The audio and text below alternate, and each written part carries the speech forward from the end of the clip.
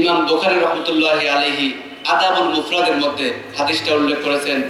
রাসূলুল্লাহ সাল্লাল্লাহু আলাইহি ওয়াসাল্লাম বলেন, আল্লাহর নবী নূহ আলাইহিস সালাম, আল্লাহর নবী নূহ আলাইহিস সালাতু ওয়াস সালাম তার ছেলেকে বলছেন যে আমি তোমাকে দুইটা উপদেশ দিচ্ছি, দুইটা জিনিস করতে বলতেছি আর দুইটা জিনিস থেকে নিষেধ করছি। দুইটা জিনিস করতে বলছি আর দুইটা জিনিস থেকে নিষেধ করছি। যে দুইটা জিনিস তুমি করবে এর একটা হলো লা ইলাহা ইল্লাল্লাহ, বেশি বেশি পড়বে লা ইলাহা ইল্লাল্লাহ। আমরা এটাকে কালিমা তাইয়্যিবা বলি, কালিমা তাইয়্যিবা সবাই পারি, লা ইলাহা ইল্লাল্লাহ। আল্লাহর নবী নূহ আলাইহিস সালাতু ওয়াস সালাম বললেন যে কেননা তুমি এই বাক্যটা বেশি বেশি পড়বে, কেননা 7 আসমান 7 জমিন এর মধ্যে যা কিছু আছে সব কিছুকে যদি এক পাল্লায় রাখা হয় আর লা ইলাহা ইল্লাল্লাহকে যদি এক পাল্লায় রাখা হয় তাহলে লা ইলাহা ইল্লাল্লাহর পাল্লা ভারী হবে। রাসূলুল্লাহ সাল্লাল্লাহু আলাইহি ওয়াসাল্লাম বললেন, জাদ্দিদু ঈমানাকুম, জাদ্দিদু ঈমানাকুম, তোমরা তোমাদের ঈমানকে নবায়ন করো, ঈমানকে নবায়ন করো। সাহাবায়ে কেরাম বললেন, কাইফা নুজাদ্দিদু ঈমানানা ইয়া রাসূলুল্লাহ, হে আল্লাহর নবী আমরা ঈমানকে নবায়ন করব কিভাবে? আল্লাহর নবী বললেন, আকসিরু মিন কাউলি লা ইলাহা ইল্লাল্লাহ, তোমরা লা ইলাহা ইল্লাল্লাহ বেশি বেশি পড়ো।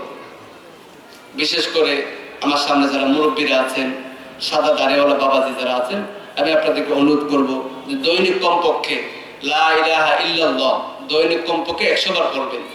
লা ইলাহা ইল্লাল্লাহ দৈনিক কমপক্ষে 100 বার পড়বেন। যারা এই কালিমা বেশি বেশি পড়বে আল্লাহ তাআলার ইচ্ছায় তাদের মৃত্যু হবে ঈমানের সাথে, ঈমানের সাথে তাদের মৃত্যু হবে। কিয়ামতের দিন আরশের ছায়া পাবে তারা, তাদের চেহারাটা উজ্জ্বল হবে।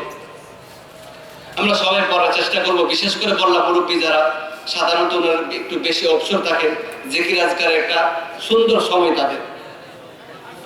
নূহ আলাইহিস সালাতু ওয়াস সালাম বললেন, আর দুই নাম্বার আমি তোমাকে বলছি যে তুমি বেশি পরিমাণে সুবহানাল্লাহি ওয়া বিহামদিহি সুবহানাল্লাহিল আযীম পড়বে। কেননা আল্লাহ তাআলা যত মাখলুকাত, যত প্রাণী, আল্লাহ তাআলার যত মাখলুকাত আছে, যত প্রাণী আছে, সকল প্রাণীরা সুবহানাল্লাহি ওয়া বিহামদিহি সুবহানাল্লাহিল আযীম এই বাক্যের মাধ্যমে রিজিক লাভ করে। আমাদের দেশে যারা চড়ুই পাখি বুঝেন, ছোট ছোট পাখি, চড়ুই পাখি, ওই চড়ুই পাখির দোকান আছে কয়টা বাটার মোড়ে? চড়ুই পাখির দোকান কয়টা?